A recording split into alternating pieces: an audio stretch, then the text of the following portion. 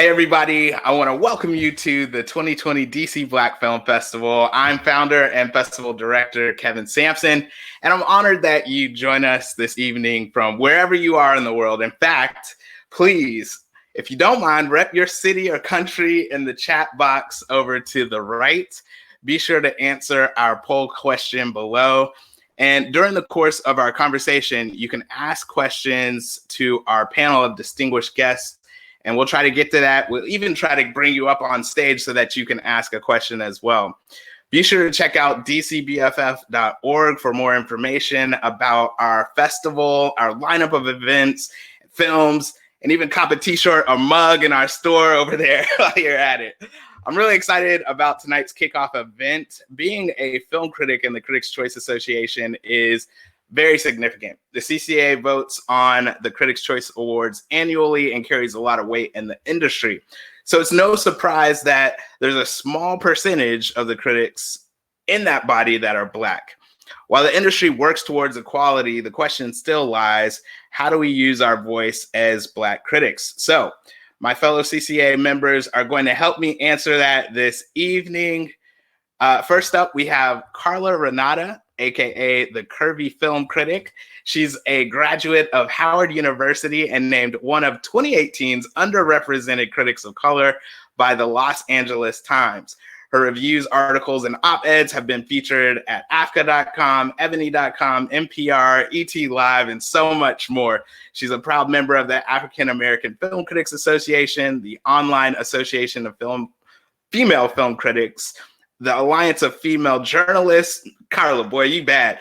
Because I'm still going Tomato Meter approved critic on Rotten Tomatoes and Critics' Choice Association member as well. She is the creator. No, you know what? Let me let you go ahead and give a little shout out to folks. Talk about your, because I'm tired of talking. You talk about your show. Well, I am the host and creator of a show called The Curvy Critic with Carla Renata. It streams on Sundays at 5 o'clock Pacific time on YouTube and Facebook Live. And it has a companion written form called thecurvyfilmcritic.com. And everything else you already said. Awesome. All right, next up, we have Tim Gordon, who has been voicing his opinion on films, appearing regularly on television and radio for over 2 decades. He simultaneously serves as the ED and chairman of the Foundation for the Advancement of African Americans in Film. He's the president of the Washington Area Film Critics Association, and he currently hosts the weekly online radio show, Keeping It Real with Film Gordon, on Blog Talk Radio, as well as WHUR. In addition to his work, he has been featured in publications such as USA Today, Jet Magazine, and BET Weekend. Tim Gordon, please say hello. Hello, glad to be here. I'm not Carla Renata, but I try to do the best I can. Appreciate you, Tim. Next up, we got Fania Thomas. She's an entertainment journalist, film critic, and senior editor of EUR Web, the Electronic Urban Report. And that website has been around since 1997, bringing us some of the best in urban entertainment. She's also a member of the Critics' Choice Association. Fania, say hello. Hello. We're keeping this thing moving. Last but not least, we have my main man, Wilson Morales. And after 20 years of serving as the editor of blackfilm.com, Wilson recently launched his own website, blackfilmandtv.com. His mission continues to promote as many films, TV projects, and theater productions with an emphasis on Black stories and Black talent. He is a member of the Critics' Choice Association. And if I'm correct, Wilson, co-founder of the Black Critics Circle, correct? Yep, Black Film Critics Circle. Yes. All right, welcome everybody. So the first question I wanted to throw out to the group, can you just let people know how you got started in the industry? Let's start with Wilson. Let's see, how do I get started? I guess I got started in the early 90s, a little after I came out of college. And a friend of mine had given me a ticket to go see a movie.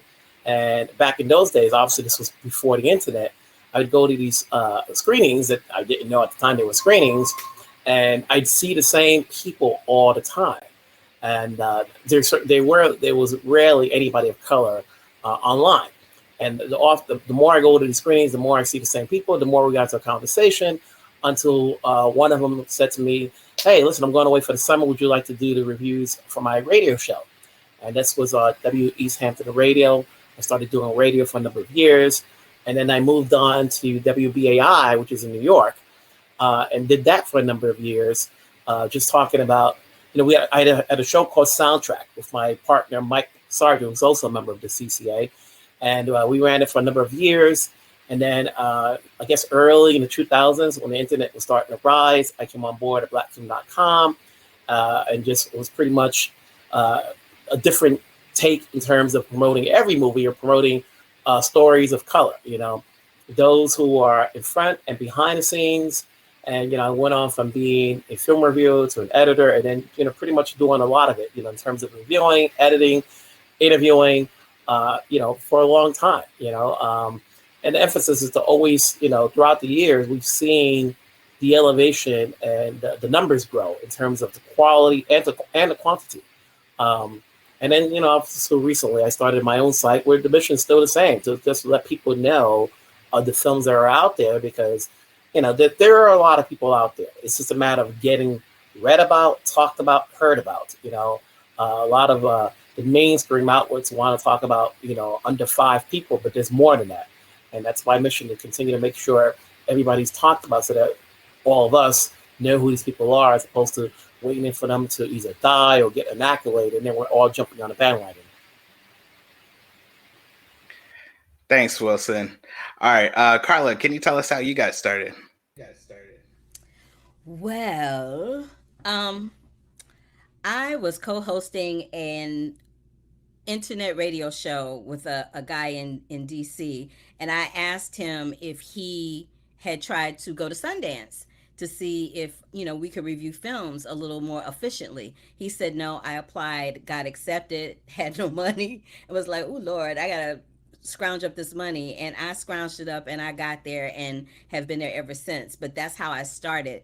And then shortly after that, I ended up over at Black Hollywood Live, where they were gracious enough to allow me to do my own show, which I have now, The Curvy Critic with Carla Renata. BHL has closed their doors, but I'm still going strong over on YouTube.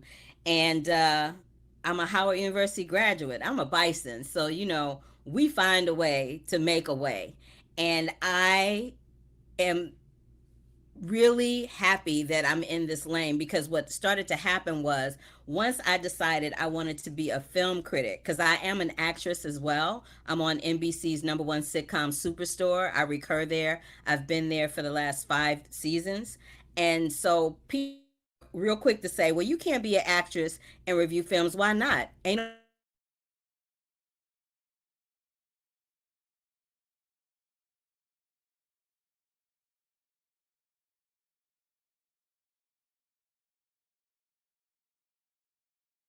how many women there were that were film critics. I saw that the numbers were dismally low. I saw that they were even worse when it came to film critics of color that were Black, Latino, or Asian. And I found it abominable, considering the fact that over 60% of the movie-going public are Black, Latino, and Asian people. So I figured that our voice needs to be heard, it needs to be represented, and I'm here to do it. That is what's up, Carla. I appreciate it. I don't know about you guys. We might have lost a little bit of what you said, but I definitely heard the end, and I really appreciate you being here for that. If we could, a panelist, one of the questions was, could everyone drop their information in the chat? So, your website, etc. Just drop that in the chat. Fania, how about you? Me? Okay, let's see. I started... So I didn't get to go to an HBCU, but I went to California State University, Northridge, out here in California. It's a great school. Got my broadcast journalism degree from there. And my journey is all about who you know. My mom worked at a law firm. She knew someone who worked at KMBC. I got a paid job there, which is very important for minorities because usually it's an internship, which is unpaid. So I was able to do that. From there, I was able to parlay working at KABC to working at KBMT in Texas for 2 years, doing hard news. I was a journalist out in the field, learning my chops, learning how to be on camera, learning how to be enterprising, learning how to write, learning how to shoot, learning how to edit, learning how to produce, doing all of that in a smaller market, which is, traditionally what you're supposed to do. And that's my path. I'm not saying that's for everybody. And then after a couple hurricanes, the California girl was like, I don't want to do this anymore. And I don't want to do hard news anymore. As we can see now in the world, it could be a lot, mentally, emotionally, spiritually. So I was like, you know what? Let me get into entertainment. I love films. I love TV. Knew somebody that I had worked with before, said, hey, do you have an opening? This is what I can offer. I can do live in the field work. Let me get on a red carpet. And then from there, it's been about 7 years now, 6 years, I believe. And so I started doing that, and it just all about who you know, all about work ethic, and a lot of it just faking it until I made it and figuring it out, but also putting in the time to do the research, to know which questions to ask, staying up late. I've missed 4 years of weekends. So it's, there's many paths you can take, but I feel like when you work hard and you stick to it and your name is synonymous with having a good work ethic, you can do whatever you want.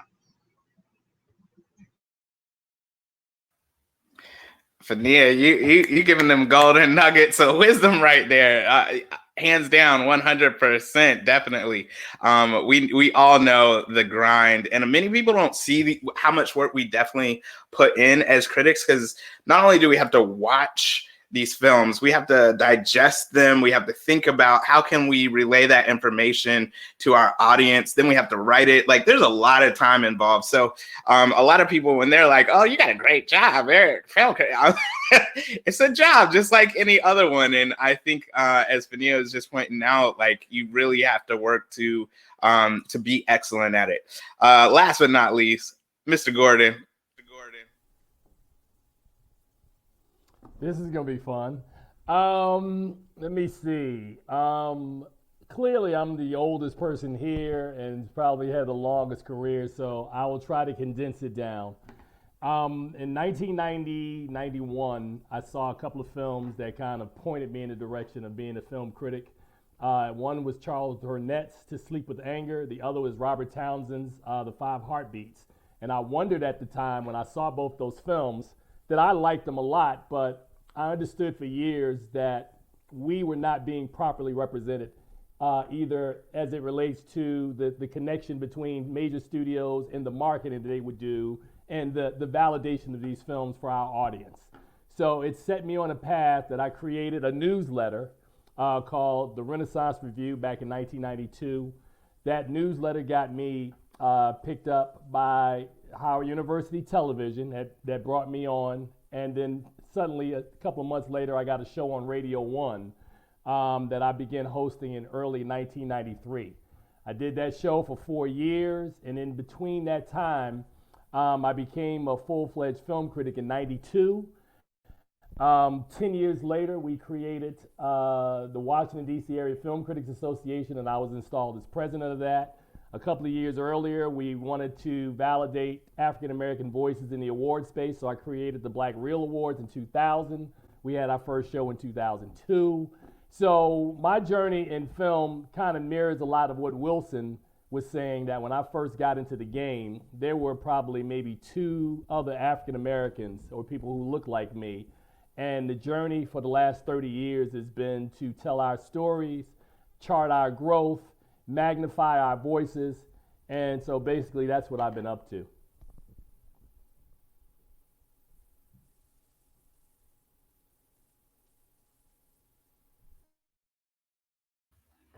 All right, my bad, Joe. We're just trying to make sure that we don't have any echo because we were testing this out ahead of time. So I apologize if I'm a little late on the draw. However, one of the questions that I wanted to ask you guys is, what does it mean to you to be a critic that happens to be Black, right? What are some of the blessings and challenges that you face as a Black film critic? And I'm going to let the ladies start out on this this question first. Okay, so I I try not to, as hard as it is not to label, we have to label, right? But the thing that I think makes it wonderful for us as women and Black people to be critics is that when we see our stories on screen, we see it in a different way than other people will see it, because it's the life and the trajectory that we have lived through, right? And continue to navigate through in this world. I was saying right before we came on the air, really briefly, I was part of a junket today where a film was being discussed that's coming out starring Janelle Monáe. And there was discussion about how wonderful this film was. And this was coming from white critics. When I tell you this film, like my brother, Mr. Sampson, said before we came on the air, he used some very select words, but I will rephrase it.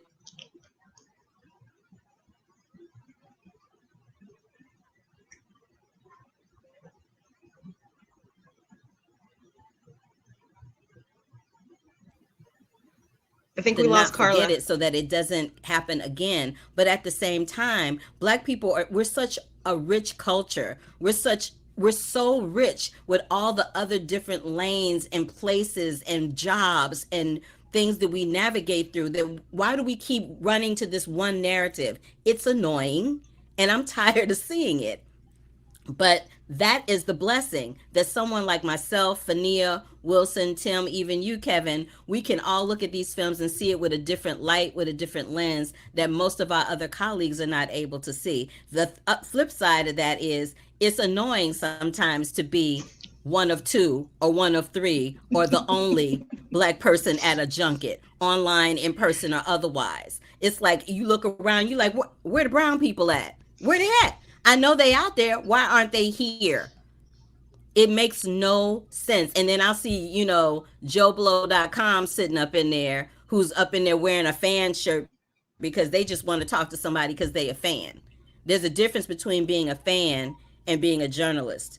There's a difference between being a reporter and being a journalist. You have to know the difference. You have to know what your lane is. And I wish that the people that would approve folks for these types of things knew that too. All right, girl, I'm gonna let you take it. I've said enough. And everything you said was important and then some.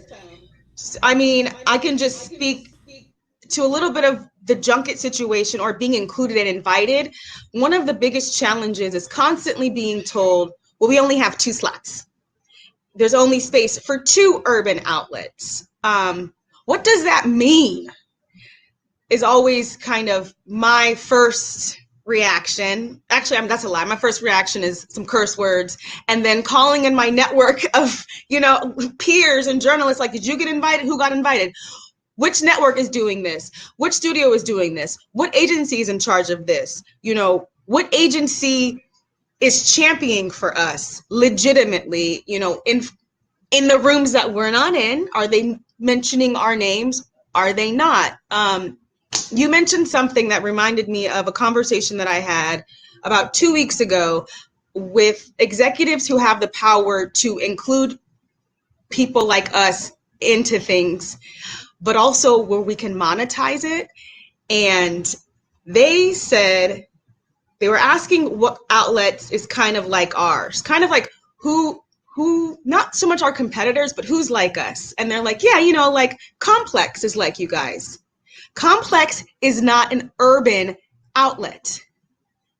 I thankfully it was a phone call and they couldn't see my face because it was on the floor. I was just, no, there's Black Film and TV, there's a Curvy Critic. The list goes, Madame Noir, Bossip, The Griot, the list goes on and on, but to be compared to complex means that they're not aware sometimes. And that's why these conversations like this in this forum needs to happen more often. So that way there's more than just 2 spaces. There's 3 spaces, 4 spaces, or equal amount of spaces for, if you're gonna give the non-urban people 5 slots, then we all need to be vying for it. I digress. Nah, this is some great points. Wilson and Tim, I'm gonna bring you on, but Wilson, I'm gonna have you first. Go ahead. You know, I started off in the radio, you know, and even when, I guess the times that I came in, there weren't that many outlets of color, you know, getting invited to do radio. There were a few, but not many. It was mostly radio and print. And then when they started to bring in the online community, and there still weren't that many outlets. At the same time, I can probably ask myself, you know, were the outlets asking to be invited? You know, because at the end of the day, there aren't that many sites that cover film. You know, you have a lot of outlets like, you know, Vibe and Essence in terms of magazines, but there weren't that many like Black outlets at the time. And then throughout the times, you know, at the same time, just like my colleagues have mentioned, they're not inviting enough of us. You know, when there's a Black film, they know how to pull out the Rolodex and find 20, 30 of us. But when there's that movie with like one big star, like a Tom Cruise, you'll get like one of us being invited or 2 of us. And like you said, like Fania said, oh, we only have room for 2 other outlets. And I'm like, really? So when it comes down to, you know, to Black projects, they can find 30 to 40 of us, you know, because they need our voice. But when it comes to other other films that's not of Black, you know, that doesn't have a predominantly Black cast or a Black director and so forth, you know, there's only but a few that they will invite. And I can never understand that notion as far as how does it be that it's, you know, only could be 2 of us, 3 of us. And even with the CCA, you know, there's under, you know, 20 of us in the group out of maybe, let's just say, I could say under 30 of us out of 400 members, you know, so that's still not a lot. I'm not saying that we have to be 50-50, but there needs to be a position where it grows over time because there's a lot of us out there. And at the same time, it goes both ways. You know, we have to find a way to talk to whoever the publicist is, you know, whoever the studio person is, and keep knocking on that door. Just to say, listen, I want to come in. This is what I do. You know, we've all hustled in some areas throughout our careers, you know, beginning trying to get in. And then once you're in, you still got to find ways to stay in. You know, that's the thing. It's like you're in now you got to find a way to stay in and keep your stance. And that's that way you can open the door for other people because they, you know, they see that we've been doing this 20 plus years, 15 plus years. So that gives them the opportunity and the incentive to keep coming in and try to get inside the door.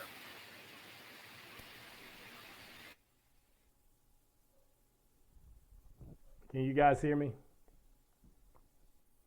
Yeah, you can tell from my face that this is something that I'm very, very sensitive about. And having heard these stories, Wilson and I talk about this a lot. My issue with this, and I'm gonna probably get in trouble because I'm gonna say something because you know it's kind of my way. I think it's almost like a plantation system that Hollywood runs with the press, and just call it like we see it, right? So first of all, as I think either Fania said it or Wilson said it or Carla said it, I don't know who said it, but the fact that they only see us as being valuable when they're films about Black people and no other time.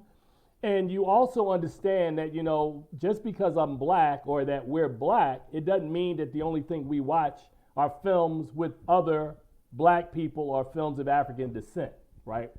So it's one of the battles that I fight all the time that, you know, as a critic, there are years, and I went through several of them where I was averaging 250 to 300 movies a year. And it's clearly I'm watching everything, right? So to try to put me in a box that you're only going to make me relevant when there's African-American content or urban content, which is that buzzword that I hate. I just think it's disingenuous. And then we also have colleagues because in DC, where I'm president of our Film Critic Association, I get on a lot of my white colleagues because they won't watch black films or cover those, but I'm expected to be fluent not just in watching black films, but I have to watch all the films. So this is really a sore point for me. And thank God for the three of you who are doing a lot of the junketing, because I was in the junket game and on the junket wheel, and I had to step away because for me, I thought it was about being competent and being a journalist, not about who was the social media influencer and who had the large numbers. So my issue is that I think the entire system on how we cover or how we treat press is flawed. And for Wilson's point, there are 425 members in the Critics' Choice Association, and 27 of them are black. And we literally just added maybe half of that 27 within the last 2 years. So we have a long way to go as it relates to not just publicity and how we cover films, but the perception of who we are and in film. That we've got to be more than just black people who are looking at black films. We need to be looked at as black critics who are watching film, all film. Go ahead, Carla. Hello. You all right? You're good.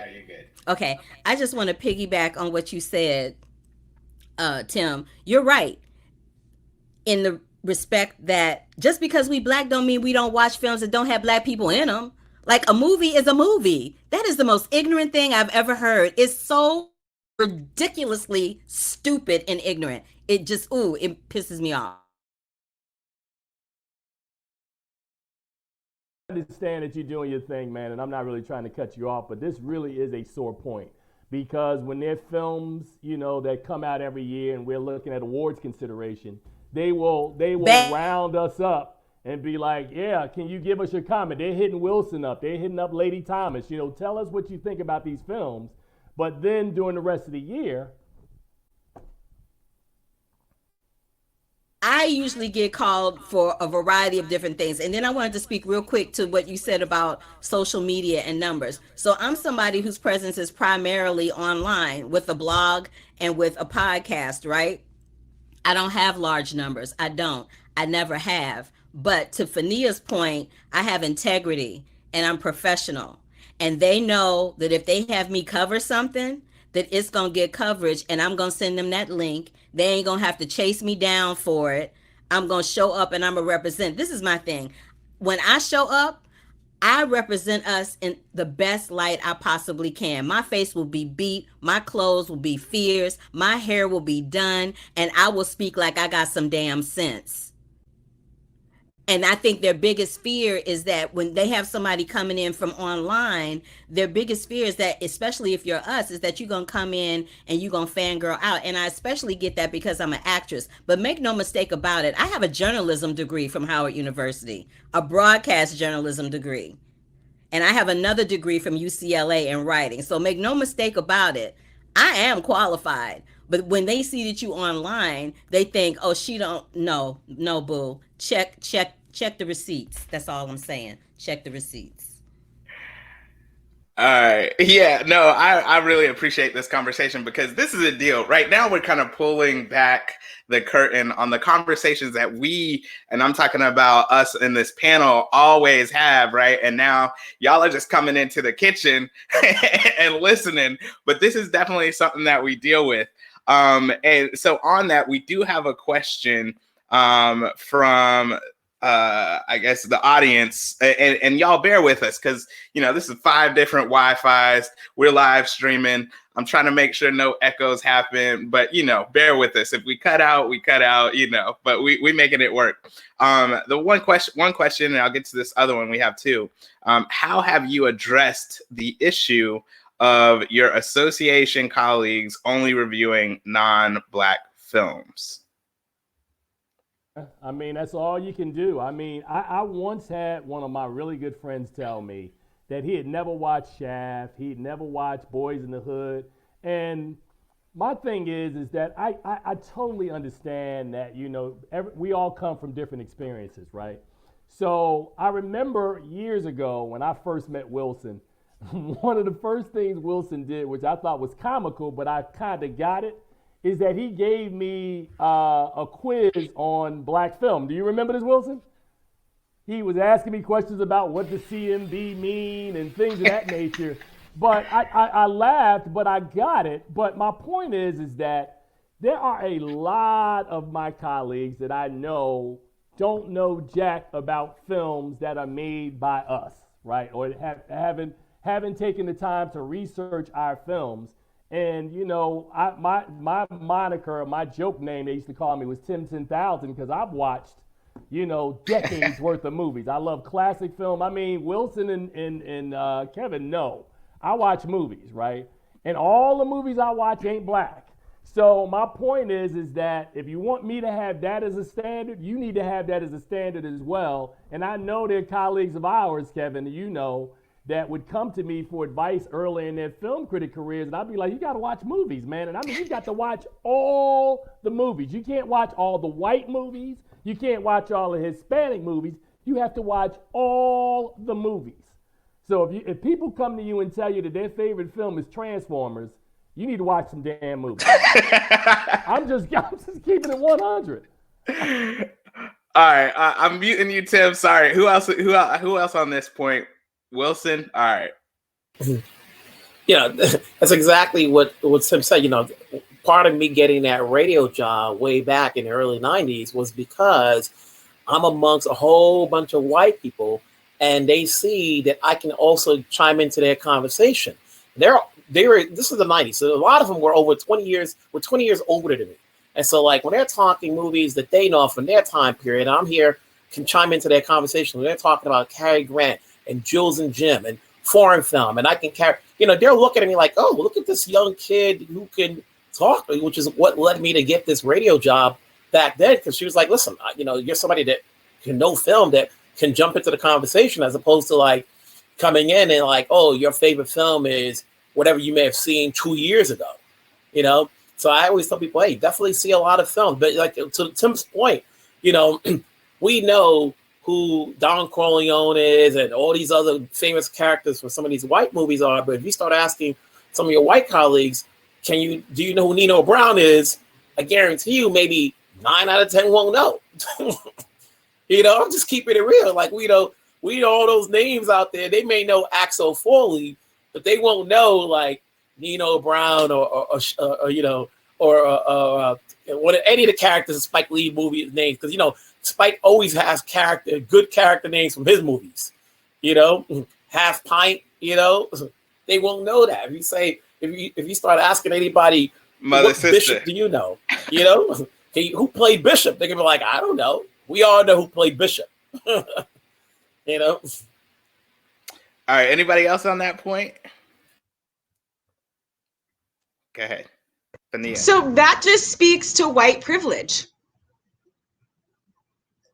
Our counterparts that don't look like us are able not to watch all the films.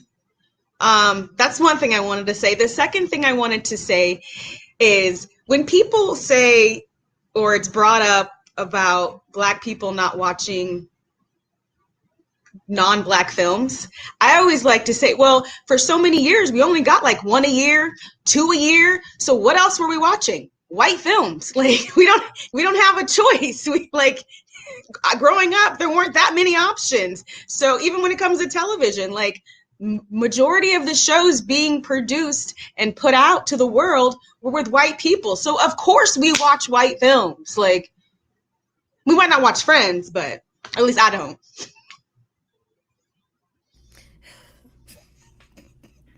Kyler, you on?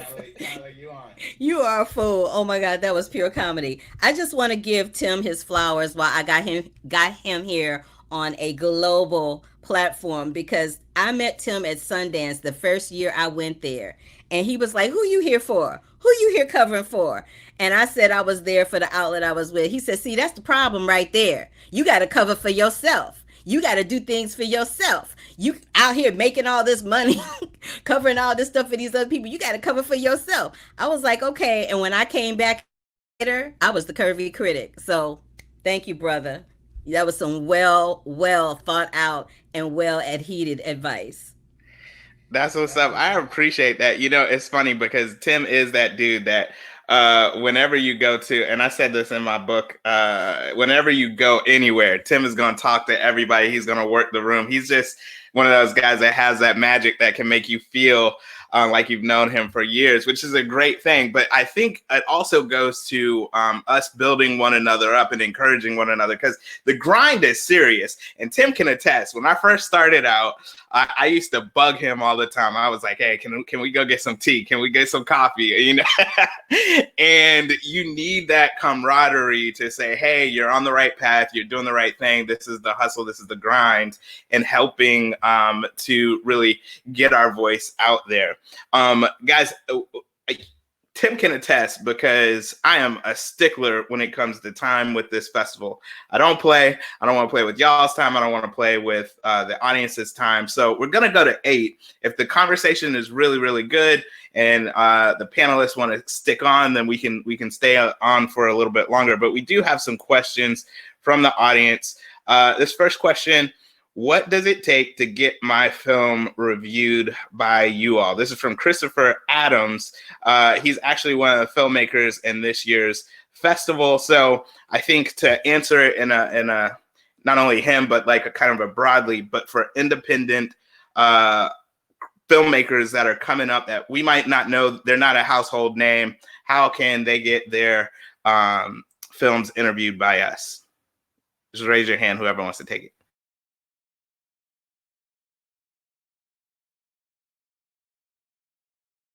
Can tell you, as far as when it comes to poaching interviews and booking your own interviews, I would write a list of all of the publications that you would like to interview you, and then I would tweet them, I would email them, I would Instagram them, I would DM them. This is old school, by the way. If you don't have a connection or you don't know someone, that's what I would do. I mean, that's what I have done. I've written a list of every outlet that I would want to talk to, and I would pitch myself to them. Google how to write a pitch for your film. I'm not a filmmaker, so I don't know what that pitch looks like. That's my advice.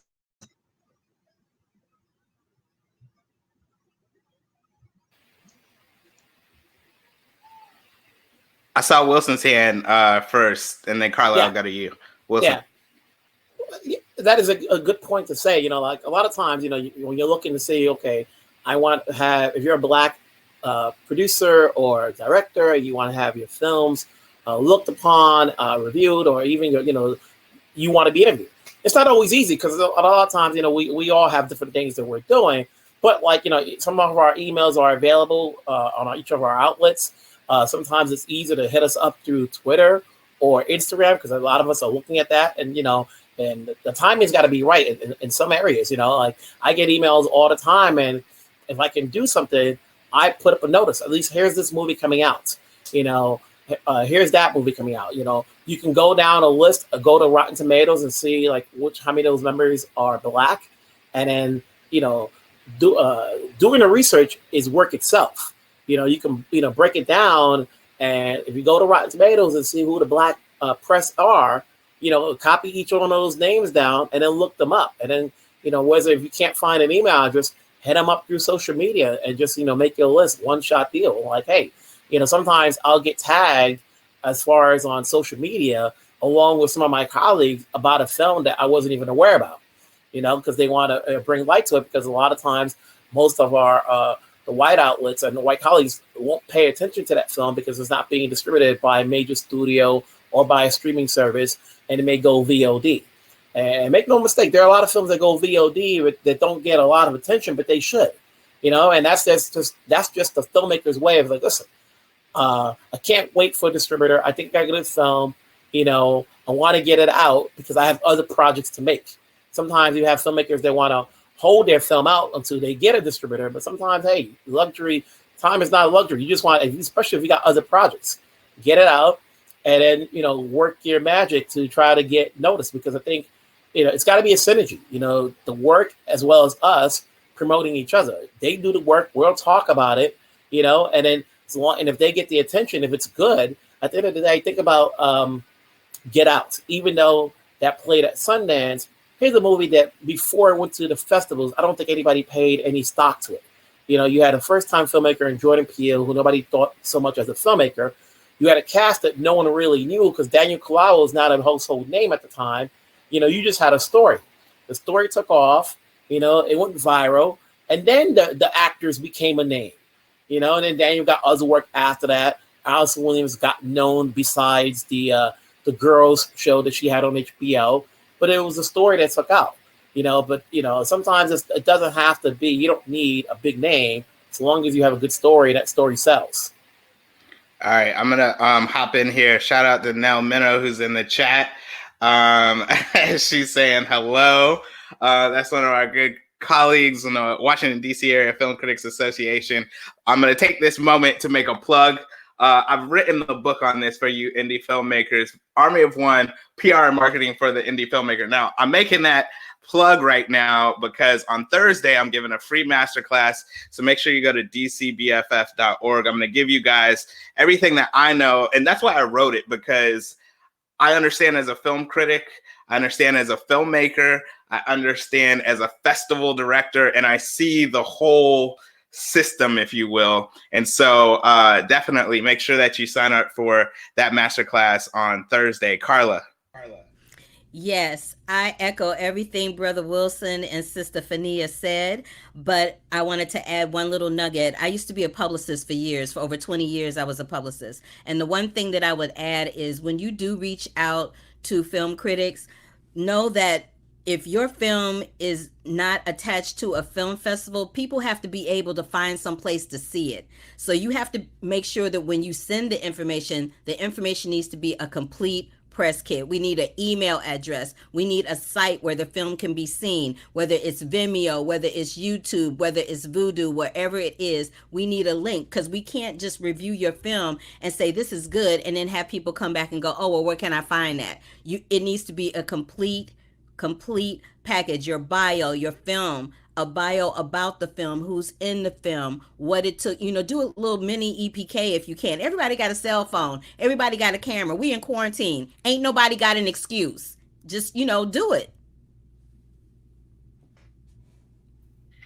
Carla is absolutely 100% on the money. I'm dropping this in the chat because everything you just said, Carla, is exactly what I was writing in the book.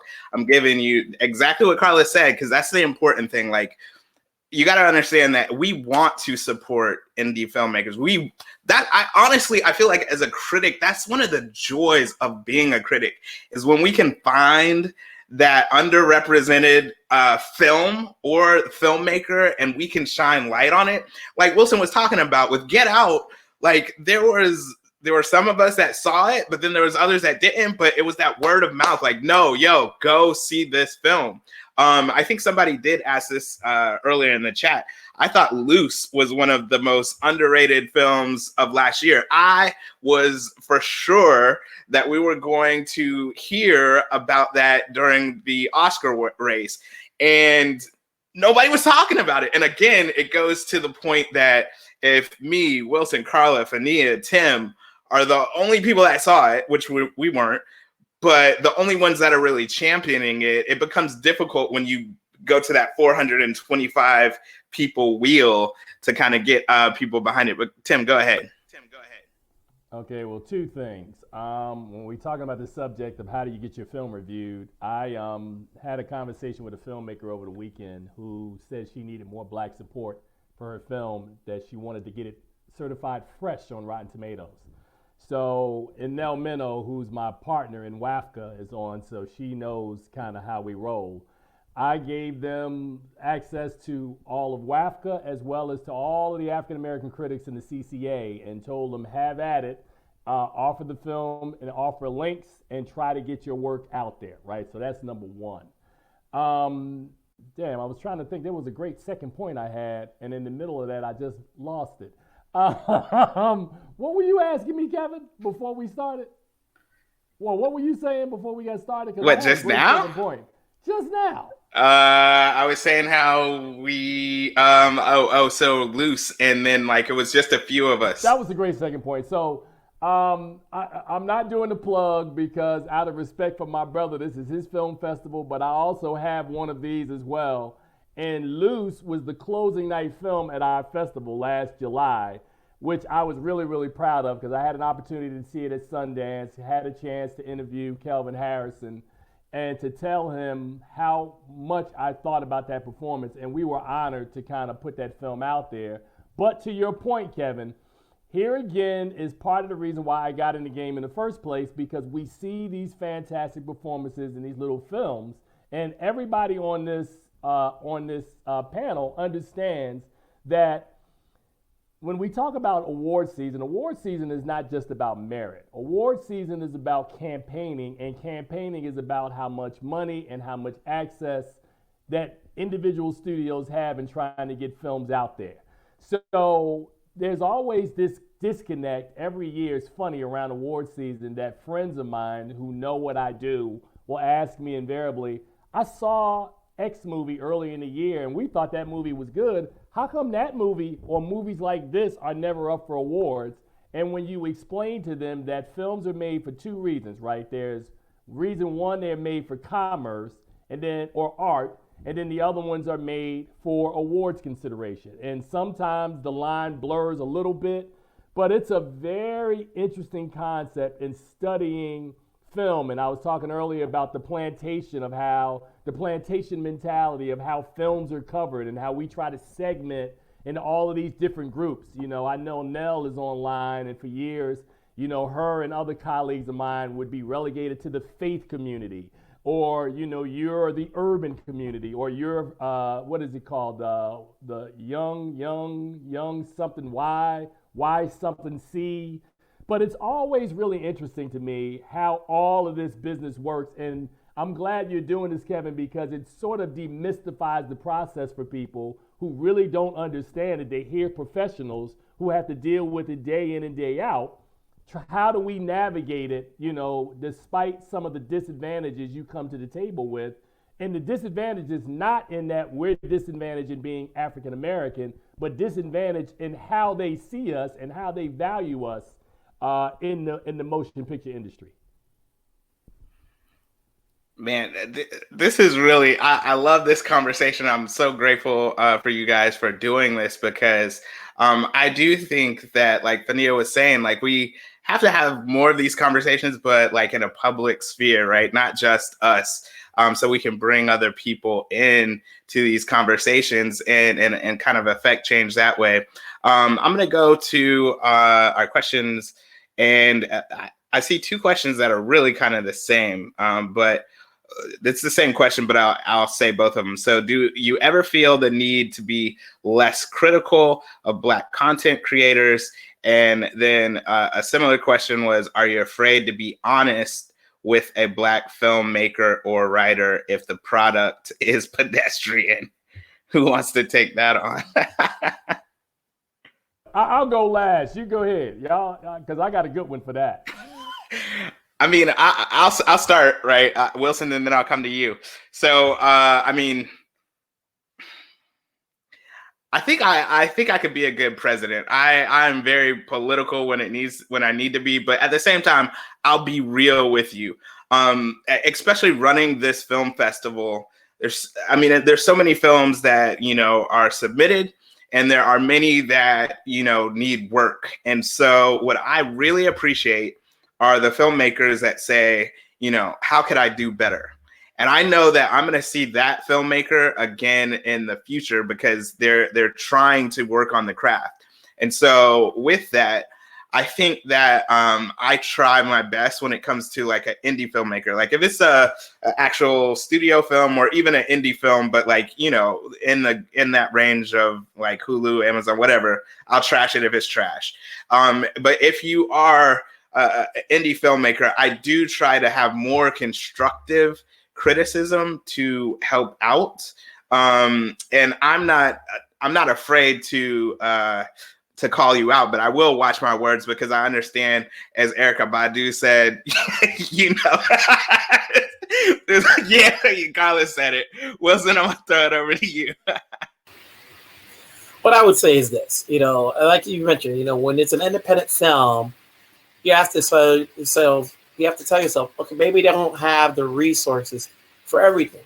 But at the same time, you don't want to be treated lightly because it's an independent film. Last week, I moderated the 20th anniversary of an independent film that I reviewed called A More Infinity. And the thing about that movie is that when I saw it, the production was very choppy, blurry, and sloppy. But what I got out of it was that the story was authentic, and the filmmaker put heart into it. And so there were so it wasn't a perfect film, but it was a good enough film that I recommended it to people and says, okay, disregard how it looks. Because sometimes you'll have a great, and we all have done this before, you'll have a great cast and the movie's not good. Or you'll have a cast that nobody knows, but the story's good. And so sometimes at the same time, but I'm also mindful of the fact that if it's a Black filmmaker and he's got a film and you either want to be, I don't know about being brutally honest, because, he may not hit it right the first time, maybe the second time, but sometimes it's because there's less voices, you don't want to be the only one reviewing that movie and everybody looks at it and you chopped it down and everybody else doesn't want to follow it up. Because that has happened when it comes to just like Tim mentioned just now, there's a filmmaker out there that with a movie and she says there's not enough reviews. And what would have happened if, the reviews were all, not good, but because it's only 8 reviews out there, you just need to have it balanced out and say, look to see, hey, is there potential there for the filmmaker for they can get better at, obviously once you hit your 3rd or 4th film, then the gloves are off because now you've had experience. But if it's your first time out, there's a little bit of leeway. Okay, what were you working with? Was it a tight budget? Did you have the resources? There are some filmmakers out there, they get a big budget, but can't land it right, and you say, well, you had all the resources, the money was given to you, the marketing was given to you, but the marketing is not good. Even some of these movies that are playing now, some of these festivals, they're coming pre-hyped because of who's in it. And then when you see it, you're like, it's not all that, it's not all that. So sometimes you have to, once you see the product, then you have to decide to yourself, how much do you want to tell the story or your review? All right. So I see we're kind of approaching the 5-minute mark for 8 o'clock. For our panelists, do you want to go past this? If we have any more questions, just give me a thumbs up if you're good with that. No. Okay. All right. Did anybody else want to answer that question? Just raise your hand, Tim, because I can't. Okay. Yeah. Earlier, the Curvy Critic, my girl Carla, talked about having integrity.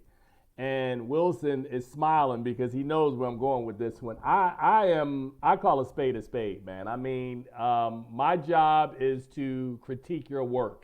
And, I will say this, that anybody who knows me knows that I have been very critical for over the course of the last 15 years of the work of Tyler Perry. And I had to apologize on air on my show because it's never personal. It's about the work and critiquing your skills as a filmmaker, right?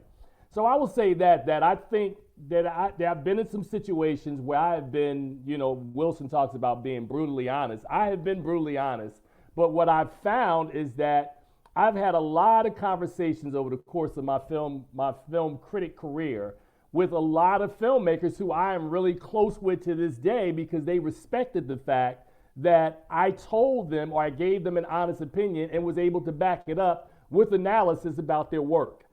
So there's a way you can approach it. If you don't like a film just because you don't like it, then that's an entirely different story. But if you can sit down and have a conversation with a filmmaker to point out some aspects or areas of the film that you found lacking, from my experience, most of them sort of take it in stride, and you can still develop and build a relationship and they will always work with you unless there's some personal stuff going on, but they will know that you will give them honest feedback in these films. So I think as it relates to that area, and I love Carla's look on her face, that's my experience. I mean, I've heard some stories, and I've got some colleagues who've told me some brutal horror stories about sharing real opinions with filmmakers because they're artists. They're, this is their baby. We're critiquing their baby. They're putting it out in the world.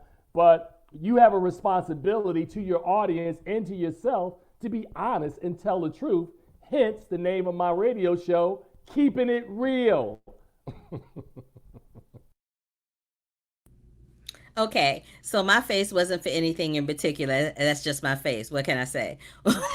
but but having said that, I just want to speak very briefly to what Tim said. This is the thing. Film is art. And like any piece of art, everybody's going to view it with a different lens and through a different, mind's eye. If you go into a museum and you see a painting on the wall, if the 5 of us were standing there, all 5 of us would see something different, right? So the same thing goes for when we criticize something. All 5 of us are going to see it in a different way. All 5 of us are going to find a different way to communicate how we feel about that film. I appreciate the fact that you shoot straight from the hip. I shoot straight from the hip too, but I shoot straight from the hip in a way that I know, just like I know y'all know, that in some instances, it takes people 20 some odd years to get some of these films out, black, white, or otherwise. So as horrible as I may personally feel that a film is, I search down within the bowels of my soul to find something redeeming to say. Just one thing. It ain't got to be a love letter, but just one thing. Because oftentimes, even in the worst movie, there's one thing, just one little nugget that might be good. Now, having said that, I reviewed a film at TIFF this week that I was like, why is this able-bodied person playing a disabled person, and we're having this discussion about able-bodied people playing disabled people? Why is that happening? I need for that not to happen. I understand the film probably wouldn't have gotten made if this star had not starred in the film. It probably wouldn't have seen the light of day, but that's not an excuse. There are disabled actors out there that could do those jobs just as good as the one who has an Academy Award nomination or an Academy Award. Hire people that can do the job, and don't be like, oh, this is going to get me whatever award you think is going to get you. Do what's right. But at the same time, we got to do what's right too. So that's all I got to say. Right. And kind of like you said, I think that it is a film business. And so we got to respect that in some ways. All right, Fania, I see your hand is up, and then we'll end there. And then I want to just go around. So as you end whatever you're going to say, Fania, just plug where people can find you and all that. And we'll go around, get everybody. Okay. So I'm very conflicted right now. This is very current with this Netflix cutie film. I haven't been able to finish the whole thing, but being that a lot of us were able to interview the producer, the director, the actors, we have that luxury. I want to have that conversation before I give my review because it is a Black female. That's just the space that I'm feeling in right now. That's all. That's how I'm gonna address that question. And also, someone asked in chat about Antebellum, which we had discussed privately in here. So I do want you guys to say how you feel about Antebellum. But you can find me on Facebook, Instagram, and Twitter at Fania Thomas, FAHNIA THOMAS, and YouTube. Carla, I'm kicking it over to you. All right. You can find me across all social media platforms at The Curvy Critic. My site on YouTube, my site where I write the reviews is thecurvyfilmcritic.com, and at YouTube is simply The Curvy Critic. Sundays at 5 o'clock Pacific time. Wilson. You can find me over at blackfeminetv.com, which is the same words you use for Facebook, Instagram, and YouTube. I am at The Film Gordon everywhere. So Facebook, Twitter, Instagram, YouTube, everywhere. Oh, so can I plug my radio show? Because Carla plugged hers. Keeping It Real with Film Gordon, Saturdays, 2 p.m. Miss Thomas, I need you on next week's show. Wilson will be there. Carla's never coming. Kevin, we want you. We love Carla. Oh my goodness, man. Let me tell y'all, as y'all can see, like when we get together during any CCA events, like this is how it is. It's family, it's fun in the kitchen. For my film reviews, you can find me at Picture Lock Show, picturelockshow.com. Obviously, again, I want to thank each and every one of the panelists, Wilson, Carla, Fania, Tim, for joining me for this conversation. I think it was really good. Honestly, I feel like we could have gone another hour. But again, I want to respect everyone's time. And folks, thanks for joining us in terms of the audience, the virtual audience. Again, go to dcbff.org for more details on the festival. I'll definitely be putting a replay of this up on our Facebook page. So again, thank you all. And again, I know everybody put their information in the chat, so you can reach out if you want to do any follow-ups. All right, everybody, for myself, Wilson Morales, Carla Renata, Fania Thomas, and Tim Gordon, thanks for joining us. And if I don't see you, good afternoon, good evening, and good night.